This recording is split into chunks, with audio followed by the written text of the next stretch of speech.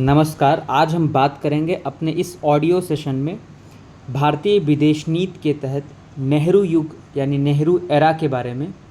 और नेहरू युग को बात करते हुए हम इनके कई पॉइंट्स को डिस्कस भी करेंगे और आज के टाइम पे जो नेहरू की फॉरेन पॉलिसी थी वो कितनी रेलेवेंट है इसके बारे में भी हम विस्तार से चर्चा करेंगे।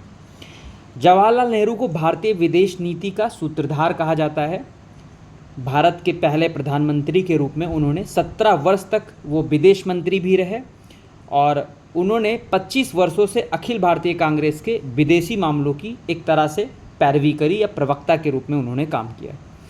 वो अंतर्राष्ट्रीय और अखिल एशियावाद के समर्थक थे और नेहरू जो थे वो साम्राज्यवाद, उपनिवेशवाद और फासीवाद के प्रबल विरोधी थे।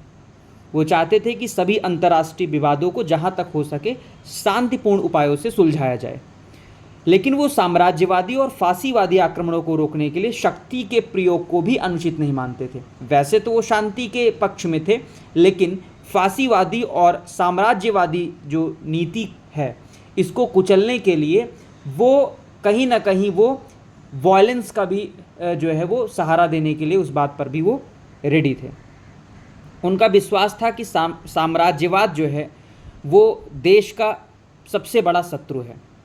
महाशक्तियों के संघर्ष में यानी जब टू पावर ब्लॉक्स आई यानी रसिया और जो है अमेरिका, जब कोल्ड वॉर एरा स्टार्ट हुआ तो उस टाइम पर भी जो है नेहरू ने अपनी सोवरेन पॉलिटिक्स रखी और नॉन अलाइनमेंट का पालन किया। नॉन अलाइनमेंट का मतलब होता है कि आप किसी एक देश के पक्ष में ना जाके आप अपनी जो है नीतियों को आगे रखें, अपनी स्वतंत्र विचारधारा, अपने स्वतंत्र विचार का पालन करें। ये नॉन अलाइनमेंट होता है।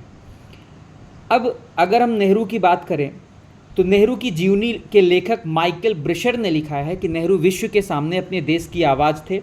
वो शेष दुनिया के साथ अपने देश की नीति के दार्शनिक, निर्माता और यंत्री कहे जाते हैं।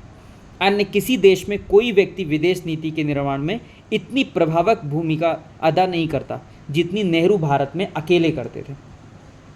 पंडित जवाहरलाल नेहरू के बहुमुखी और जटिल व्यक्तित्व का भारतीय विदेश नीति पर गहरा प्रभाव पड़ा है। पंडित नेहरू ने भारत की विदेश नीति को न केवल उसकी नींव डाली अपितु 1964 तक उसका सफल संचालन भी किया। अब हम बात करें कि अगर उन्होंने कुछ ऐसे भाषणों में ऐसे शब्दों का इस्तेमाल किया, यानी 1946 में उन्होंने ये कहा कि स्वतंत्र भारत की जो पॉलिटिक्स होगी वो पूरी तरह से जो है अपने जो है रूपों में और अपनी विचारधाराओं पर आश्रित होगी, वो किसी देश की पिछलग्गू नहीं होगी। नेहरू ने ऐसे शब्दों का इस्तेमाल किया। अब हम अगर बात करें तो भारत और राष्ट्रमंडल यानी राष्ट्रमंडल देशों की सदस्यता लेने पर भी नेहरू की कई बार आलोचना की जाती है, लेकिन उसमें ये नहीं था कि राष्ट्रमंडल की सदस्यता लेने के बाद में नेहरू ने एक तरह से नॉन अलाइनमेंट का पालन नहीं किया। तो नेहरू की विदेश नीति के क्षेत्र में इम्पॉर्टेंट उनका डिसीजन सबसे ज़्यादा ये था कि भारत राष्ट्रमंडल का सदस्य बना रहेगा। पंडित नेहरू ने कहा कि वर्तमान विश्व में जबकि अनेक विध्वंसकारी शक्तियाँ सक्रिय हैं और हम प्राय युद्ध के कगार पर खड़े हैं, मैं सोचता हूँ कि किसी समुदाय के संबंध विच्छेद करना अच्छी बात नहीं है। राष्ट्रमंडल की सदस्यता भारत के और संपूर्ण विश्व के लिए लाभदायक है। इससे भारत को लक्ष्यों की प्राप्ति में बल मिलेगा, उसमें सहयोग मिलेगा। जिस समय नेहरू ने राष्ट्रमंडल में बने रहने का फैसला किया उस समय उनके सामने बहुत सारे उद्देश्यों के साथ में शायद ये उद्देश्य भी रहा होगा कि इस मंच के द्वारा भारत नवोदित अफ्रीका और एशियाई देशों का सरगना बन सकता है। नेहरू ये जानते थे कि आर्थिक दृष्टि से भारत का अधिकांश व्यापार ब्रिटेन और राष्ट्रमंडल के देशों पर निर्भर है। इस हालत में एकाएक राष्ट्रमंडल से संबंध विच्छेद कर लेने में बहुत कठिनाई है। सैनिक दृष्टि से भी पूर्णतः ब्रिटेन पर आश्रित था भारत। अपनी विस्तृत समुद्र तटीय सीमा की रक्षा के लिए भारत ब्रिटेन की नौसेना पर आश्रित था।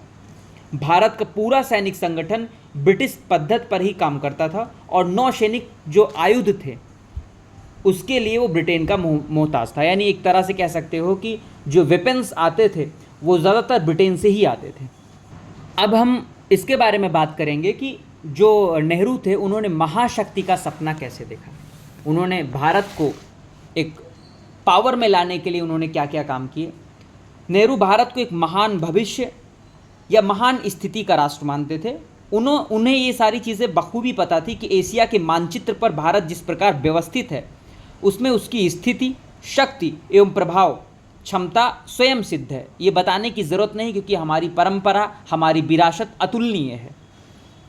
वो एक बहुत बड़ी राजनीतिक इकाई है। दक्षिण पश्चिम और दक्षिण एशिया के देशों की स्थिति के प्रसंग में भारत की भूमिका इतनी केंद्रीय है, यदि वो स्वयं इसे ना भी स्वीकार करे तो भी इस भूमिका का प्रति, इस रोल के प्रति वो तटस्थ नहीं रह सकता, उदासीन नहीं रह सकता। उनका अनुमान था कि यदि भविष्य में झांक कर देखा जाए और यदि कोई बड़ा संकट नहीं आता तो भारत अमेरिका, सोवियत संघ और चीन के बाद चौथी महाशक्ति बनेगा। यानी भारत के परिप्रेक्ष्य में जो नेहरू का पॉइंट ऑफ व्यू था वो पहले ही विदित था कि भारत जो है अमेरिका और सोवियत यूनियन और चाइना के बाद चौथी महाशक्ति बनेगा। अब भारत के पंचशील के बारे में हम बात करें, जो कि सबसे ज़्यादा बेहद महत्वपूर्ण है। नेहरू ने अंतर्राष्ट्रीय राजनीति में पंचशील के सिद्धांत का प्रतिपादन किया और इस कारण उन्हें आदर्शवादी कहा जाता है। किंतु उनकी यथार्थवादी कूटनीतिक चाल थी। ये है आदर्शवादी, लेकिन यहाँ पर भी उनकी डिप्लोमेसी काम करती है। वे चीन को पंचशील सिद्धांतों में उलझाए रखना चाहते थे ताकि कोई बड़ा संघर्ष टाला जा सके। तिब्बत के प्रश्न पर हमने जो कुछ भी किया उसे एक निजी मजबूरी कहा जा सकता है। हमारे सामने सभी विकल्प द्वार बंद हो चुके थे। हिमालय का प्रांगण रणनीति की दृष्टि से उपयुक्त नहीं था। ब्रिटेन ने एक समुद्री शक्ति होने के कारण कोई विशेष उत्साहप्रद समर्थन नहीं दिया। फिर देश के विकास की आंतरिक प्रगति इतनी धीमी थी कि कोई भी व्यवहार कुशल प्रधानमंत्री ऐसे आदर्शवादी निर्णय कैसे ले सकता था जिससे राष्ट्रीय हितों की उपेक्षा होती है। तो पंचशील का सिद्धांत कह सकते हैं कि ये आदर्शवादी विचारधारा ना होके एक कूटनीति चाल थी। भारत की एक बहुत बड़ी डिप्लोमेसी थी, क्योंकि चाइना उस समय हर दिन जो है भारत के ऊपर जो है नज़र गड़ाए बैठा था और वो आर्थिक और राजनीतिक दृष्टि से भारत को कमज़ोर करना चाहता था। तो जिसका एकमात्र तरीका था कि उसके साथ में पंचशील सिद्धांत के थ्रू जो है हम उसके साथ उदारवादी नीतियों का पालन कर सके, जिसके तहत नेहरू ने पंचशील सिद्धांत को अपनाया। नेहरू की विदेश नीति की आलोचना भी की जाती है। उसके आलोचना के बारे में भी हम आपको बताते हैं। पहली कि ये अत्यधिक आदर्शवादी और भावनाप्रद है। शांति दूती की प्रतिष्ठा पाने के लिए नेहरू ने राष्ट्रीय हितों की उपेक्षा की। तिब्बत संबंधी नीति भारतीय विदेश नीति की आदर्शवादिता और असफलता का उदाहरण है। इस नीति के कारण विश्व का एक भी राज्य हमारा पक्का मित्र नहीं बन पाया, जबकि हमारे दो शक्तिशाली शत्रु चीन और पाकिस्तान हमें ललकारने लग गए। तीसरी आलोचना क्या होती है कि असंलग्नता की नीति को पश्चिमी और साम्यवादी दोनों ही गुटों ने संदेह और अविश्वास की दृष्टि से देखा। चौथा, भारत की राष्ट्रमंडल की सदस्यता की ये कहकर आलोचना की जाती है कि यह दास मनोवृत्ति का परिचायक है।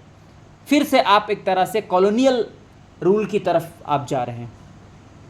राम मनोहर लोहिया, जो कि एक समाजवादी थिंकर हैं, उन्होंने कहा है कि जो नेहरू की गुट निरपेक्षता थी उसके नाम पर विभिन्न गुटों पर निर्भर रहने और महाशक्तियों की चाटुकारिता की नीति चला रखी थी।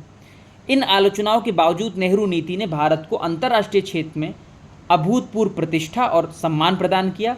भारत शांति दूत, गुटों के मध्य का पुल और तटस्थ विश्व का नेता माना जाने लगा। तो अगर हम यहाँ पर कंक्लूज़न में जाएं तो भारत की विदेश नीति नेहरू के टाइम पे काफ़ी प्रगाढ़ बनी और एक नया कीर्तिमान हासिल किया, जो आज के टाइम पे काफ़ी रेलेवेंट है कि हमने नॉन अलाइनमेंट को जो है बनाए रखा। इसी की वजह से हम बड़े युद्ध से बचे रहे और कहीं ना कहीं हमने अपनी आर्थिक और सामाजिक राजनीतिक तरक्की भी करी। तो आज के लिए हम इतना ही रखते हैं। अगले कड़ी में हम भारतीय विदेश नीति में शास्त्री युग को पढ़ेंगे। धन्यवाद।